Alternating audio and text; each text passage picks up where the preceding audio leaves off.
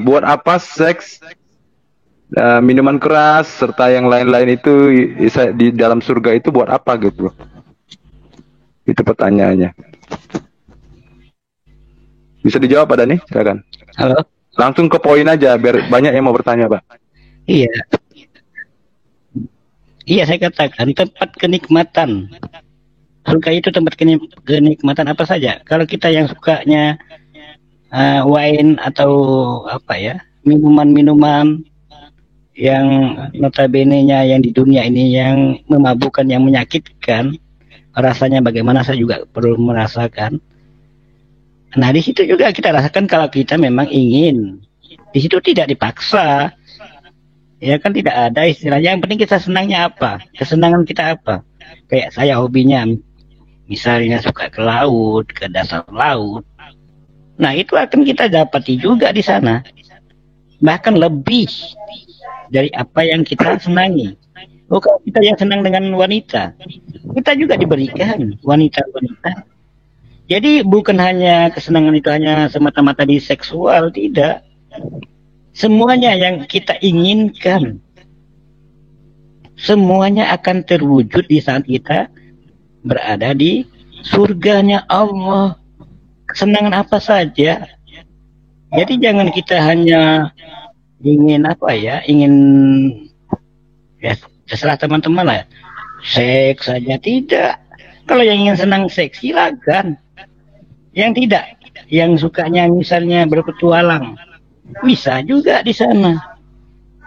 Di sana sudah tidak ada aturan lagi dan tidak ada yang menyakitkan lagi.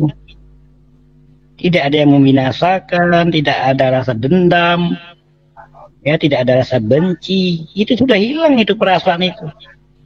Sudah dicabut oleh Allah. Perasaan dendam, perasaan benci, itu sudah dicabut oleh Allah di surga itu. Oke? Jadi kalau bicara manfaatnya apa? Bukan itu kesenangan semua. Itu yang jelasnya. Mungkin saya persilakan mungkin dari Pak Abdullah. Tadi pernyataan Pak ini mengatakan bahwa di surga itu tempat kenikmatan. Semua yang kita inginkan ya, semua yang kita inginkan bisa kita terima gitu ya. Kemudian tidak ada batasan gitu ya, berarti tidak ada aturan gitu ya.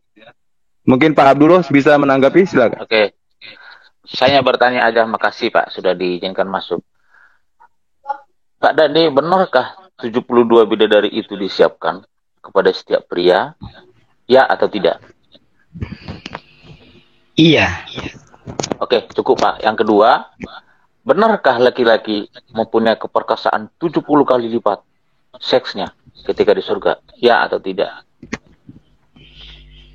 Saya masih mengkaji ulang itu. Karena hadis itu masih belum menjadi hadis yang mutawatir dan mutafakun alai. Oke. Masih diragukan. Nggak apa-apa. Karena saya dengar semua di YouTuber, semua orang si masalah semua mengucapkan 70 kali itu. Nah, yang seterusnya, benarkah setiap berhubungan dengan istri begitu selesai perawan lagi? Ya atau tidak? Iya, benar. Oke. Teman-teman yang lain mohon dilanjutkan. Terima kasih. Oke. Baik, terima kasih Pak Abdullah. Oke, pertanyaannya bagus ya. Jadi memang dalam surga itu kekuatan laki-laki 72 kali, tapi Pak Dani kekuatan laki-laki itu berkali-kali lipat gitu ya di dalam surga itu. Dalam hubungan seks. Ya, jadi itu, tapi Pak Dani belum mengkaji hal itu. Coba Bapak terangkan fungsi perempuan di dalam surga itu gitu. Karena di dunia ini kan dia sudah tugasnya sudah dilakukan ya, bisa dipoligami ya. Di dunia itu dia merasa tidak adil ya. Saya pikir tidak adil, kenapa? Dia tidak boleh poliandri tapi boleh dipoligami. Kemudian dia melakukan banyak aturan-aturan yang harus dilakukan sebagai wanita. Ya, yang saya tahu itu seperti berjilbab apa semua itu ya. Nah, jadi bagaimana Pak peran dan fungsinya perempuan di surga itu gitulah? Apakah mungkin saya pikir katakan bisa dibilang sebagai pembantu kah atau apakah itu? Tolong dijelaskan Pak Dani, silakan. Terima kasih. Yang namanya dunia ini kan dapat ujian. manusia yang ada di muka bumi. Jadi kita hidup di muka bumi ini ujian. Jadi kesenangan itu sifatnya semu. Makanya realisasi kesenangan yang sebenarnya ada di surganya Allah. Kemudian posisi perempuan bagaimana? Sama dengan posisi laki-laki. Makanya saya katakan di surga itu sudah nggak memiliki aturan. Sudah nggak ada lagi kita penyembahan kepada Allah. Karena kita sudah berhasil, sudah lolos. Jadi nggak perlu lagi ada penyembahan. Karena kita sendiri sudah tahu Sang Pencipta itu sendiri. Oke? Jadi nggak ada lagi penyembahan segala macam. Namanya tempatnya segala kenikmatan. Ibaratkan orang sudah sukses, sudah berhasil. Itu ibaratkan aja ya. Ini analoginya.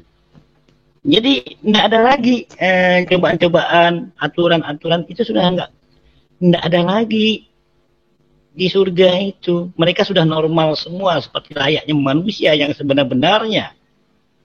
Itulah kodratnya, sesuai dengan kodratnya manusia berbuat. Sesuai Sebentar dengan Pak, saya potong dulu. Itu perempuan sama dengan laki-laki dari situ jadi di surga ya Pak? Sama dari segi apanya dulu nih? Ya dari segi badan, tubuh, kelamin itu tidak. sama. Fisik tidak. Perempuan tetap perempuan. Fisiknya tetap, kejiwaannya ya sama kejiwaan juga seperti perempuan. Jadi perlakuan terhadap perempuan dan laki-laki sama, itu perlakuannya. Apa yang menjadi kesenangan perempuan? Yang disenangi apa? Yang perempuan di surga? Ingin mendapatkan bidadara, mendapatkan suami yang ganteng, yang tidak pernah dimiliki di dunia ini. Dia bisa menikmati itu. Atau dia ingin yang senang berpetualang. Dia bisa menikmati itu apa saja yang diinginkannya. Makanya di dalam hadis kan sudah kita sampaikan kemarin itu. Jelas sekali di dalam dalilnya.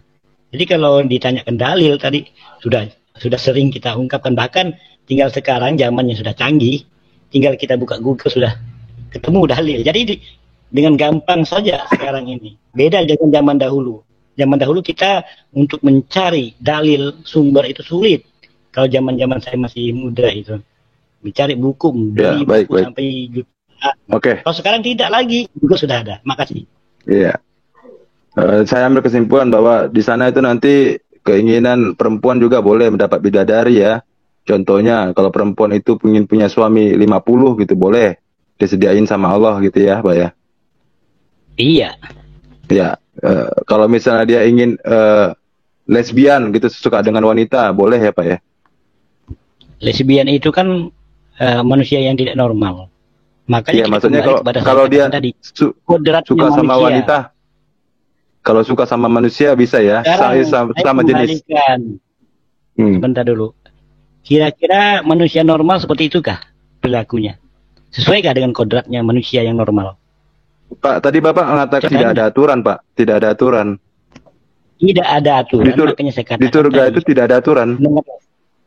Benar sekali, tidak ada aturan. Makanya saya kembali kepada tadi kan mengatakan manusia yang normal akan hidup di surganya Allah. Manusia normal, sesuai dengan kodratnya. Kalau dia tidak sesuai dengan kodratnya sebagai manusia, menyenangi perempuan sama perempuan, itu berarti ada penyimpangan, itu penyakit. Masa penyakit masuk dalam surga? Logika dari mana? Itu makanya saya bilang, atau laki-laki sama laki-laki itu penyakit. Makanya saya tegaskan tadi, manusia yang normal kembali kepada kodratnya sebagai manusia, bukan manusia penyimpangan, bukan. Normal semua manusia yang ada di surga itu, nggak ada lagi yang namanya penyimpangan. Sudah itu di mana Pak? Di dalam ayat Al-Quran bahwa ada manusia yang normal dikatakan saja yang masuk surga Pak. Kan banyak tuh manusia minal fitrah. Fitrah itu artinya kembali kepada kodratnya manusia. Itu namanya dia melakukan seks terhadap 72 bidadari itu normal. Fitrah itu. Itulah kelebihan. Dan perlu Anda sadari juga oleh teman-teman yang lain.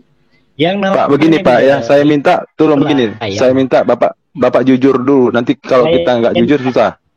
karena kawan-kawan ingin belajar gitu di sini. Ya, minta jujur dulu, Jadi nanti saya katakan aja, ya. begini, saya katakan jujur, apa yang saya ucapkan, saya dicatat oleh para malaikat saya. Malaikat Allah, malaikat atib dan rakib itu mencatat kiri kanan saya. Apa yang saya ucapkan ini dipertanggungjawabkan di saat saya meninggal, di saat saya di alam kubur, di saat saya di alam barzah, di saat saya di alam akhirat. Baik Pak, Pasti ini pertanggungjawaban. itu di luar konteks Pak. Jadi kita begini, tadi kata Bapak kan tidak ada aturan ya. Kemudian Bapak bilang untuk normal, itu di mana ayatnya? Kira-kira supaya kita bisa pastiin, karena jangan jadi asumsi Pak gitu. Kalau hanya untuk yang normal saja. Google. Saya bilangan Google. Saya bilangan gini kan, saya kan tidak bisa buka sih. Buka aja Google. Sekarang gampang. Fitrah itu artinya kembali kepada kodrat. Karena mengingini 72 bidadari itu tidak normal Pak, maksud saya gitu. Ya, karena kita kan di sini kodratnya wanita satu aja. 72 bidadari. Normal. Wanita itu, maka saya bilang Pak tadi tolong jujur ya, jujur dulu. Jadi jangan kita ini karena di sini juga bukan orang bodoh-bodoh amat gitu ya. Jadi semua kritis. Karena Bapak tadi mengatakan tidak ada aturan di surga ya, tidak ada aturan ya. Jadi sesuka saja membuat apa. Oke, mungkin ini ya. Oke, kita lewatkan. Kita lanjut kepada berikutnya mungkin Pak ini. Pak silakan bertanya. Yang selanjutnya ini Pak. Saya Shalom Bisnail. Ya. Pak Israel, silakan. Saya belum. Nggak. Siapa nih? Yang mau bertanya silakan. Saya dulu deh. Soalnya saya udah lama ngantri. Ya udah. Oh ya, silakan Ibu, Bapak, silakan. Langsung yang tadi yang lama ngantri. Selamat malam, Shalom. Pak Emen, tolong ditampilkan namanya biar saya sebutkan, Pak. Saya Farel. Iya, oke, silakan. Oke, saya mau nanya. Selamat malam silakan, Pak Dani. Selamat malam juga. Dari penjelasan Bapak itu, saya ingin tanya, itu surga apa lokalisasi ya Pak? Tolong nanti pertanyaannya lebih ini ya, lebih itu satu, ini. Itu surga apa lokalisasi? Karena tadi Pak Dani bilang surga tidak ada lagi aturan gitu kan, artinya bebas sesuka hati gitu kan. Setahu saya di dunia aja kalian punya aturan, ada kitab suci gitu. Kok di surga bisa bebas itu? Kenapa nggak kalian lakukan di dunia saja gitu ya kan? Terus kedua, posisi Allah SWT di surga itu nanti di mana? Menontonkah atau bagaimana? Saya pikir di sini Allah SWT itu rasanya tidak sesuai dengan firman-Nya gitu loh. Semua diizinkan bebas semau-maunya. Artinya kan itu bagi saya yang masuk surga itu di situ tuh tidak normal bagi saya gitu. Mungkin satu lagi, apa pendapat saudara melihat keadaan surga yang lebih dipandang dari sudut pandang pria gitu loh. Terus dari 7 yang dua aja, nggak semuanya banyak, dua aja dulu. Apa pendapat Pak Dani? Nanti kan, apa pendapat Dani mengenai keadaan surga yang lebih digambarkan dari sudut pandang pria? Oke. Terus dari tujuh surga itu posisi kalian itu nanti di mana gitu? Yang untuk melakukan kesenangan itu. Terima kasih, gitu aja sih. Ya, silakan Pak. Oke. Jadi pandangan pria atau wanita sama saja surga itu Pak. Makanya saya katakan surga itu tempat kesenangan baik yang berjenis kelamin laki-laki maupun jenis kelamin wanita. Apabila dia masuk ke alam surga, sama posisinya dengan manusia yang baik laki-laki maupun perempuan, kedudukannya sama-sama menikmati, tidak ada rasa kesedihan, selalu gembira, tidak ada rasa kebencian, tidak ada dendam. Kan sudah saya sampaikan dari awal. Oke? Jadi semuanya itu yang dilihat itu semuanya indah, nikmat yang tanpa taranya. Mungkin di dunia ini kita tidak bisa menikmatinya. Di surga kita akan bisa menikmatinya. Itulah kodratnya manusia. Kenapa di dunia tidak dilaksanakan aja? Allah mengatakan di dunia ini tempat ujian. Makanya Allah berfirman di dalam Al-Quran, di dalam ayatnya, di dalam surah, kalau tidak salah, mohon maaf kalau tidak salah, itu surah Al-Muluk itu,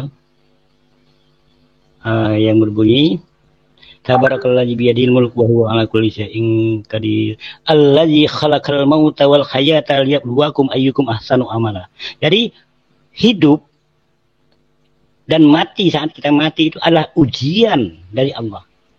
Jadi kita hidup ini ujian, liyabluwakum ayyukum ahsanu amala, supaya Allah bisa menilai perbuatan yang baik. Apa yang Anda lakukan di muka bumi ini, berbaik atau tidak?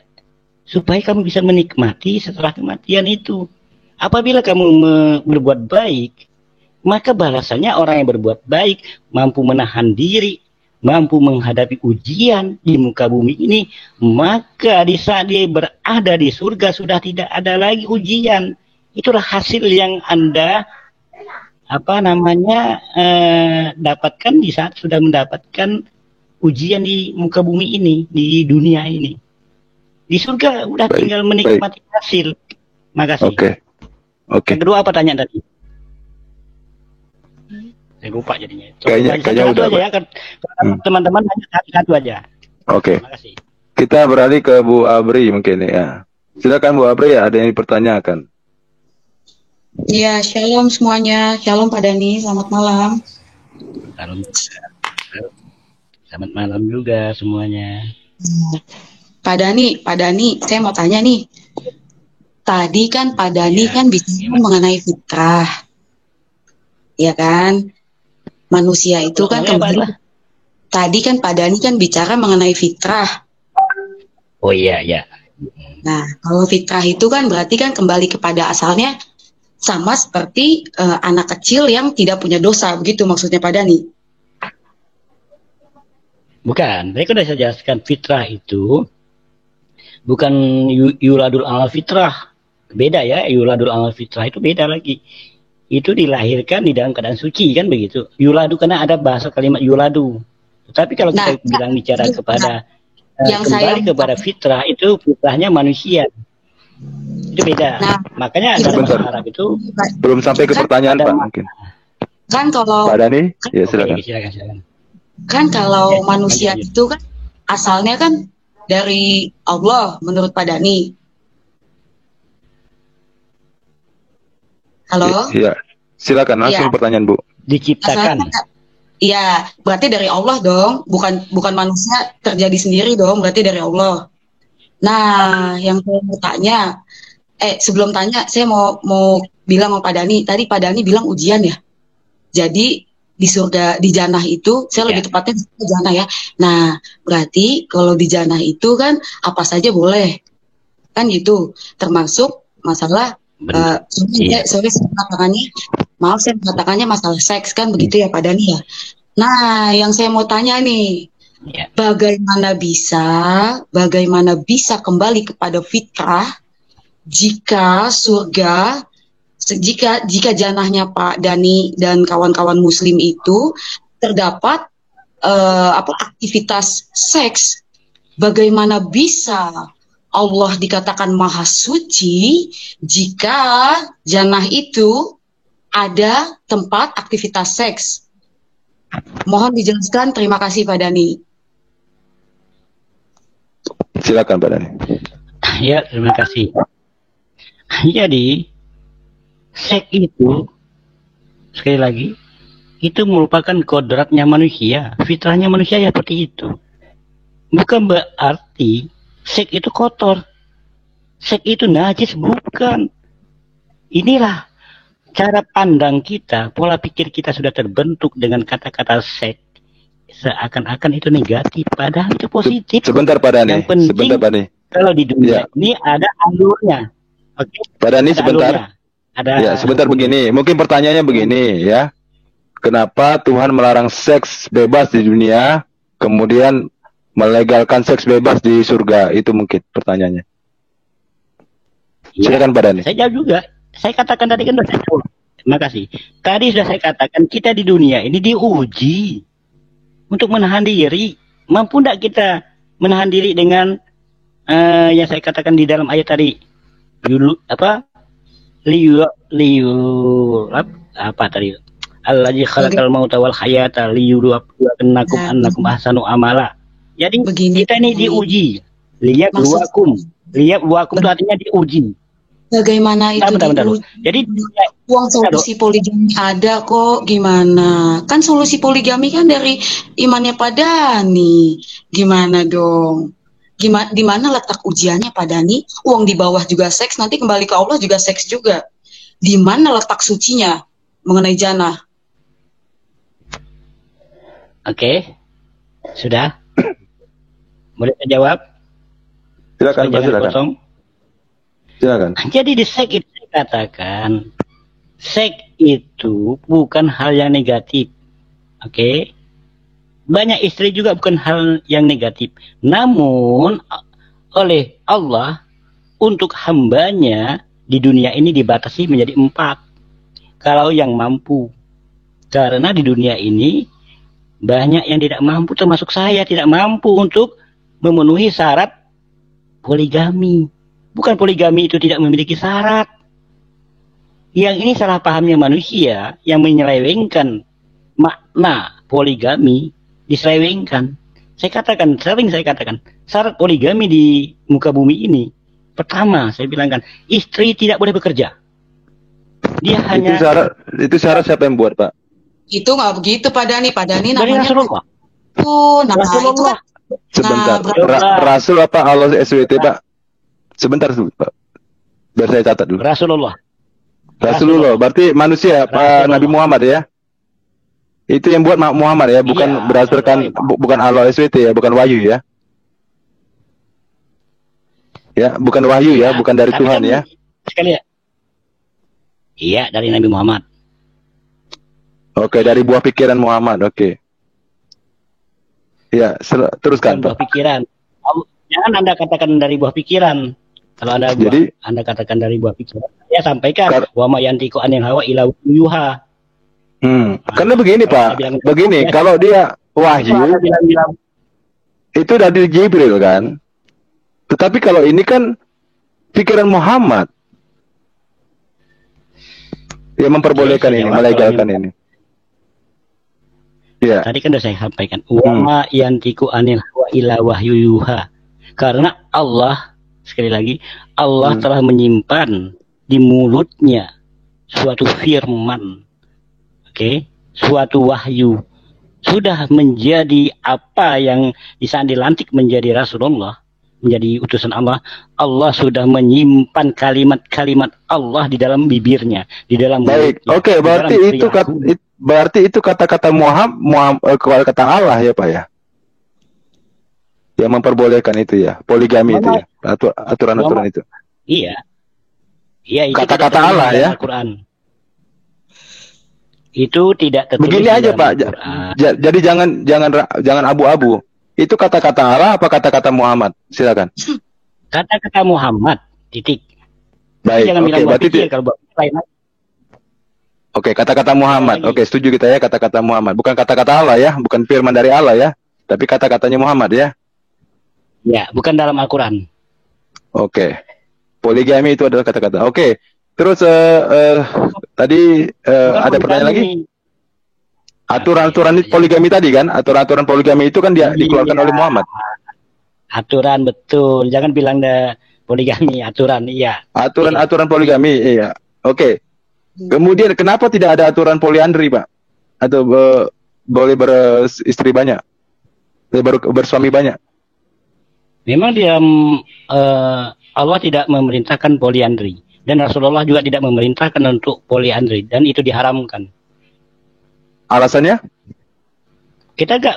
Bagi kami, ati Allah wa ati Rasul, maksudnya begini. Kami hanya taat kepada Allah, sami'na wa ata'na. Kami hanya mendengar dari Rasulullah, itu ayat itu. Dan hadis. Sami'na wa ata'na. Kami hanya mendengar dan mentaati. Dalam ayat Al-Quran, surah Al-Baqarah, yang berbunyi, Ati Allah wa ati Rasul. Taat kepada Allah dan taat kepada Rasul. Berarti imani saja ya Pak ya, imani ya, diimani. Bukan diimani, ditaati. Jadi ditaati. Oke, menurut Bapak begini Pak, apakah menurut Bapak itu adil ketika poligami kepada pria dan poliandri kepada wanita tidak diperbolehkan? Kalau menurut saya di muka bumi karena ujian, masalah adil atau tidak, itu bukan kita yang menilai. Enggak, kita tidak bisa mampu. Bukan begini Pak, bukan jawabannya. Saya bukan minta Pak jawaban yang begitu, tapi jawaban menurut Bapak adil apa tidak, itu aja. Kalau menurut saya adil kok. Adil, kalau oke. Adil sekali, sangat adil itu. Oke. Oke, silakan Bu Abri. Masih ada nggak Bu Audrey? Silakan Bu. Saya. Iya, gini Pak Dani, itu kan yang saya mau fokuskan gini Pak Dani, jika di jannah itu menurut Pak Dani itu seks itu dibolehkan sama Allah gitu ya, bagaimana bisa? Sedangkan surga itu sejatinya itu tempat suci. Yang saya mau tanyakan ini, siapa Allah? Mengapa Allah membuat tempat suci menjadi jannah tempat kotor? Gak usah jauh-jauh. Contoh misalnya kalau Pak Dani, contoh misalnya ini omongan orang dewasa ya. Kalau misalnya kan ada mandi junub tuh, itu saja di dunia kita masih mencuci. Bagaimana bisa Allah yang notabene menurut Pak Dani itu adalah penciptanya Pak Dani, menciptakan jannah menjadi tempat bukan suci, justru malah tempat kotor. Bagaimana Pak Dani? Sedangkan Pak Dani saja kalau kita meninggal bagi umat muslim ya, itu ada dicuci loh. Dibersihkan, dimandikan. Bagaimana bisa? Di jannah, surga itu sejatinya tempat kudus, tempat suci. Yang saya mau concern ini mengenai Allah ini. Mengapa Allah menjadikan jannahnya itu malah tempat aktivitas seks? Di mana letak kemahasuciannya Allah? Itu Pak Dani. Oke. Itu aja Bu, silakan. Mungkin ditanggapi. Langsung saya tanggapi aja ya. Ini sering saya sampaikan. Suci menurut kita beda dengan sucinya menurut Allah. Di dunia ini Allah hanya memberikan aturan. Jadi yang Ibu katakan berhubungan suami istri itu adalah kotor. Saya mengatakan hubungan suami istri itu bukan hal yang kotor. Itu hal yang... Sebentar Pak, mungkin saya luruskan pertanyaan. Sebentar Pak. Pertanyaannya mungkin begini Pak. Jadi mandi junub tadi kan itu kan menyucikan diri ya. Ketika dia berbuat seks gitu ataupun apa semua. Ya itu berarti kan Allah ya sebentar dulu, saya luruskan dulu. Perspektifnya bahwa itu adalah kotor. Kemudian itu kan dibawa ke surga. Ya. Kemudian di surga itu malah jadi suci gitu. Perbuatan kotor itu. Silakan Pak Dani. Iya. Benar sekali. Menurut kita di dunia ini kotor, menurut di mata Allah mengatakan itu merupakan aturan Allah, ya. Pak, itu mandi junub itu bukan tidak ada mandi junub. Sebentar Pak, mandi junub itu bukan perintahnya manusia itu kan ada disuruh di hadis apa semua itu. Itu kan aturan yang dibuat Muhammad. Iya, di dalam Al-Qur'an juga ya. Bukan cuma Muhammad, Allah juga la yamassu ilal mutahharun. Itu di dalam surah, kalau tidak salah surah As-Sajdah itu ya, kalau tidak salah, mohon maaf kalau salah itu. La yamassu ilal mutahharun itu. Atau Al-Waqiah, ya Al-Waqiah. Seingat saya Al-Waqiah itu. Jadi dalam surah Al-Waqiah itu ayat 56 itu mengatakan aturan suci untuk di dunia. Bagi Allah di dunia itu supaya sekali lagi, supaya kita berbuat ujian itu di dalam kondisi yang baik, maka amalan solehah. Jadi untuk yang saya bacakan ayat tadi di dalam surah Al-Muluk itu, Allah ingin tahu perbuatan kamu patuh atau tidak. Allah tidak mengatakan supaya manusia ini menjadi kudus, tidak ada. Allah mengatakan wahai manusia kamu harus jadi kudus. Tidak ada. Itu dalam ayat Al-Quran ya. Ataupun di dalam ajaran Islam. Atau di ajaran yang lain. Di dalam Islam mohon tidak maaf ada Pak, istilah kudus. yang jadi kudus itu maksud saya, Bapak jangan melintir. Maksud saya di sini mengenai jannah ya, mengenai tempat, mengenai place-nya. Ini mengenai kudus, tadi saya klaimnya itu bagaimana bisa si Allah ya, si Maha Pencipta menciptakan yang notabene-nya itu surga adalah tempat suci sejatinya. Mengapa Allah menjadikannya tempat kotor? Mengenai jannah, Bapak jangan bilang manusianya. Silakan dijawab. Yang namanya manusia itu tidak lepas dari tempat di mana kita berada.